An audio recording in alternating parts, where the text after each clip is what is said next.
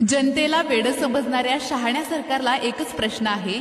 एखाद्या शेतकऱ्याच्या शेतामध्ये गांजाची झाडं आढळली, त्याचा सुगावा लागला की सरकारी यंत्रणा पंचनामा करायला जेवढी तत्परता दाखवते ना, तेवढी तत्परता अतिवृष्टीमुळे शेतीमालाचं नुकसान झाल्यावरती का दाखवत नाही, हा एकमेव प्रश्न आम्हा शेतकरी बांधवांचा आहे। जनतेला वेडं समजणाऱ्या शहाण्या सरकारला एकच प्रश्न आहे।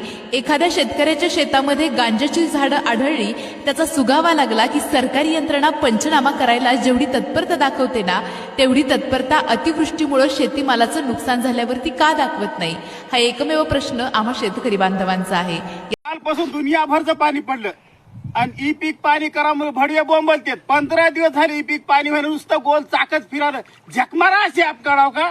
आणि हे क्रॉप इन्शुरन्स हे भरण्यासाठी ते ऍप काढला, ते बी भडवीचा चालना गेला। ओटीपी घ्यायला ऍक्सेप्ट करणं गेलं। अशा झकमारा अशा कंपन्या काढाव का, चिवत्या बनवण्यासाठी काढाव का भडवीच्या ना। मरो कालपासून आम्ही तरसायला हे करण्यासाठी, ई पीक पाणी करण्यासाठी आणि हे क्रॉप इन्शुरन्स भरण्यासाठी एवढं नुकसान झालं। या भडव्या कंपनीला अकला नाहीत का मादर शोधायला? झट चालले गेले, झकमारा चिवत्या बनवण्यासाठी काढले का शासनानं?